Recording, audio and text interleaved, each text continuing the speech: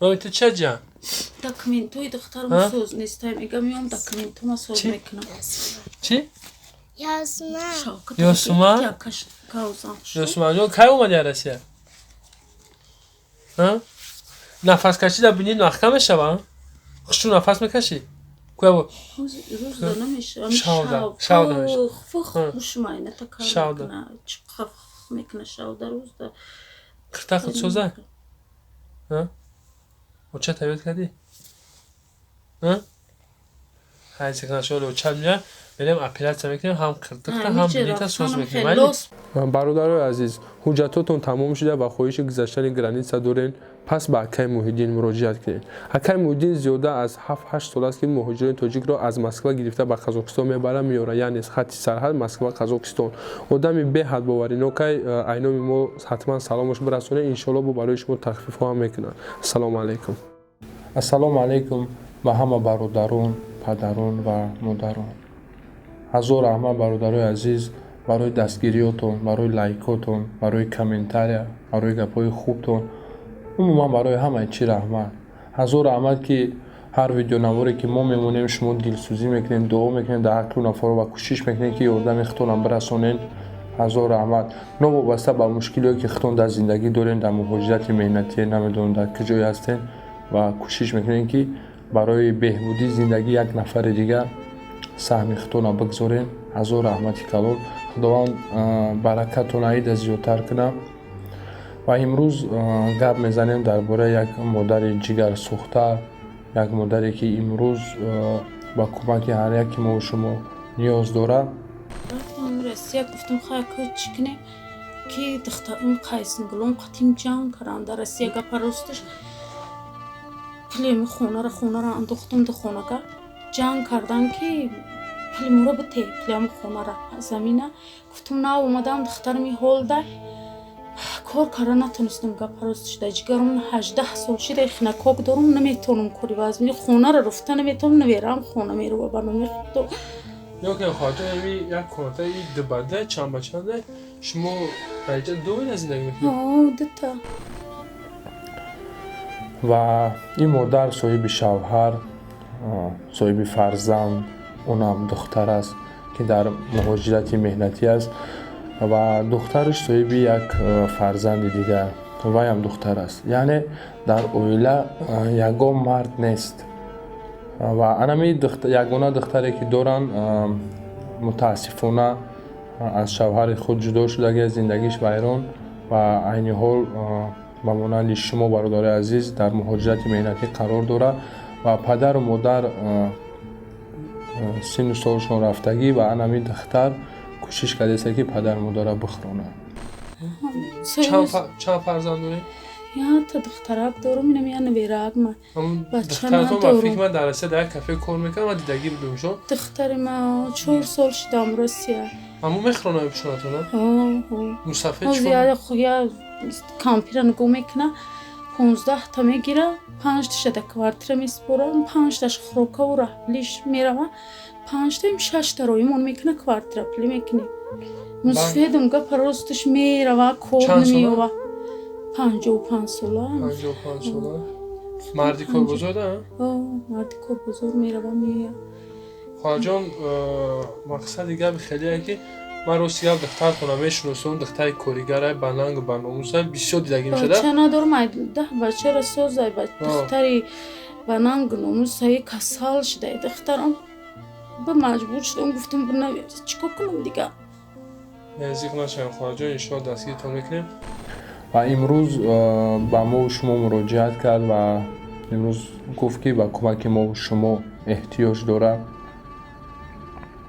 او دختر خودش بیماره در فدراسیون روسیه عین حال چند قدر میشه که بیکاره و پدر و مادرش در یک کلبه به حد فقیرانه عمر به سر برده استند در همونجا اجاره نشینند و از ما و شما خواهش کردن که برای او کمک کنیم و یک دخترچه دارد، یعنی همین کمپیر همین مادری که با کمک ما و شما احتیاج داره از دختر خودش یک نبیره دارد که ویم باید جراحی شود و متاسفانه انمی پولا انمی اویده نداره و ما الحمدلله با یادم بعضی برادرها جراحی انمی کودک رو به دوش خود گرفتیم. الحمدلله انشالله مدت انمی کودک ای فدراسیون روسیه بیایم و جراحی کودک رو میگذرونیم.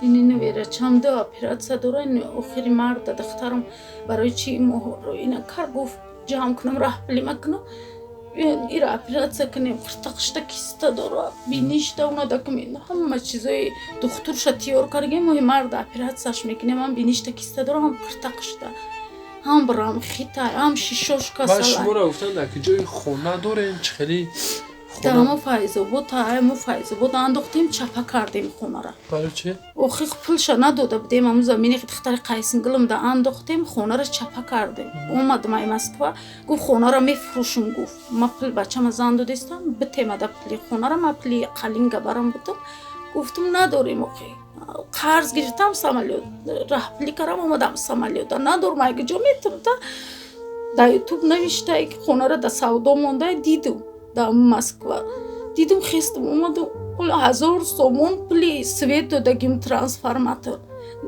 گرفته نمیتونم مقصد کندم چو شخصمش دام خونی خشتمانم پرتفتگی خونی خشتمانم ده در خونه دارم هیوری مایدکیم گرفتگی 24 سال شد به نام خدا دامی شرم کوارتر رنگ چیز ورین میگردم میسوس کوارتر کجای کوارتر ارزان بیام جو خم جو میکنم چیکار کنم گنیم رفتم میکنم جیگرم دایخنه کوک دارم یا گم کوری وازبین نیست وای آدمی وازبین برداشتن هم بعد مسافر چی کار دستشون بغزه؟ ما نمیده کس با چشممون سوز نمیبینه اچکی قطی میبینیم مسافر چون چی کار میکنه مسافر؟ مرده کن نمیسترویکا کار میکنه اون گروزچکیه یا اون چیه استرویکا خیلی شکرتوری خیلی چیزا رو بسازه دستش نمیبینه نه نمیفیسکای نو جوشی نی ای بینیشه با هم خربینی چکاریم بینیشه باید اپراتسیا کنیم بینیش چه قدر؟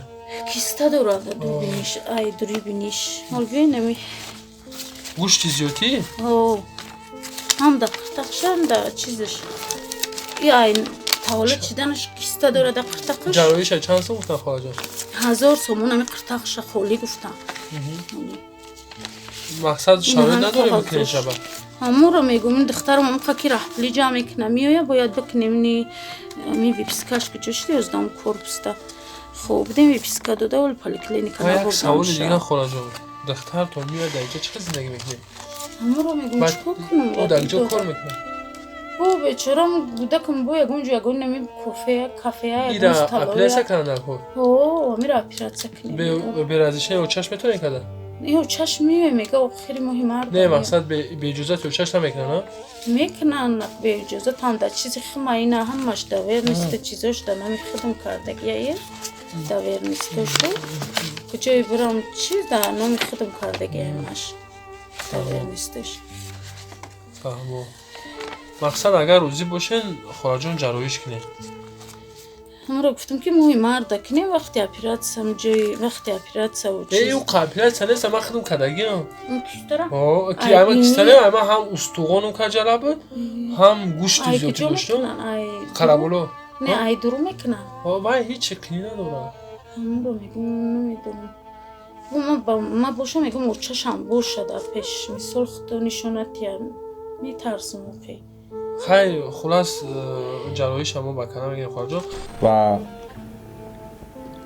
شما چی خواهش دارم برادر عزیز اگر نفرایی هستن که مثال در نزدیکی های شهر من میدونم هستن که نفرایی که خونه خالی دارن یا نمیدونم یکم حولی دارن یا خلاص چی چیزی باشه برای انمی مادر رو برای انمی مادر موقتا جای خوب در جای خوبی که به پول باشه برای که شوهر انمی مادر مردی کار است و مردی سن سال رفته است و یک چند مبلغی که میوه در انمو اینجا پولی رسخود میکنن به خاطر همین ما به همه شما مراجعت میکنم برادر عزیز نفرایی که در نزدیکی شهر اگر امکانیت داشته باشن انمی مادر را جا کنن موقتا و ما کوشش میکنیم در آینده نزدیک برای این مادر از زمین یک اونجا پیدا کنیم و حداقل دو حجره خانه ساز کنیم بتیم شد انشاءالله با یردم شما برادر عزیز برای همین چیز ما دهازی اجاره در کار، یعنی اجاره به پول برای همین مدت هر نفری که میتونه دستگیری کرده برادر عزیز اینستاگرام مرا همتون میدونین. همین اینستاگرام ما میشه در همینجا میبروه برادرو مراجعت کنین، بنویسین کسی میتونه کمک کرده، کسی میتونه این مدت را جو کرده بهترین میشه. و از موعد چواردگی میفهمیم و میرین در کمو خیختو مسافیره در بودگی میبینیم برادرها چقدر زور میکشن مثلا در حق همون دوگو باشه همه وقت که خداوند انجام خیلی مثلا مرا کمک جا میکنه. میفتیم که کوارتری به پل دمی غلطی دیم جوش میایم سال پل نمیایم بتیم سر میکنن ای کوارتری رو اینم خیلی از او کشیده استم به خدا خونه خمون میرن در کوارتری در کجا باشه شما در مخونه؟ خیلی در کجا باشه که امی در شهر قریبه باشه که ما برویم کار کنیم اونجا مرده که ما که ختم کار نمیکنم نمیتونم ما کار کارم 18 سال شده 10,000 دیم سال چیکارم میخونه کوقتی کیستا دارم 3-4 خالتا چشده به خدا ندارم هم بجید که اپیراتسا کنم گشتم غی و بعد از چند ماه ما با ویدیو نوار میمونیم.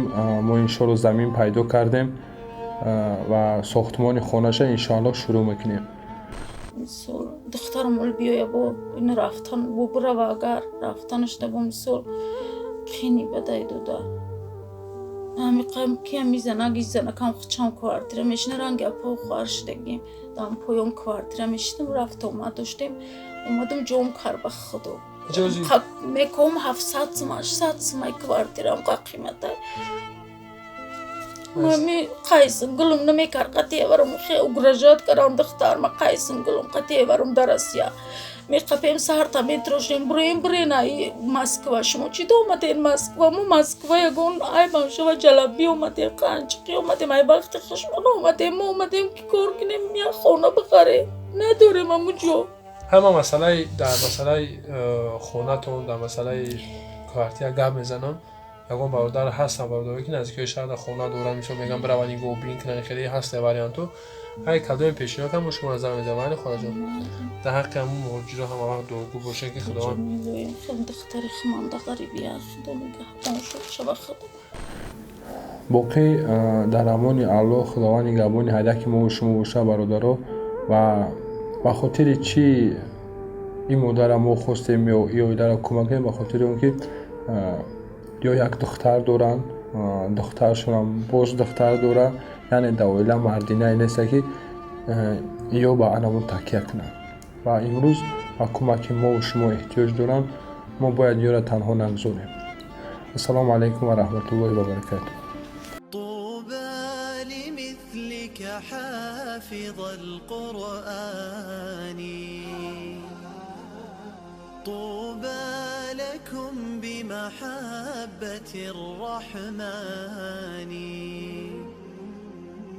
أكمل طريق الخير واصعد سلما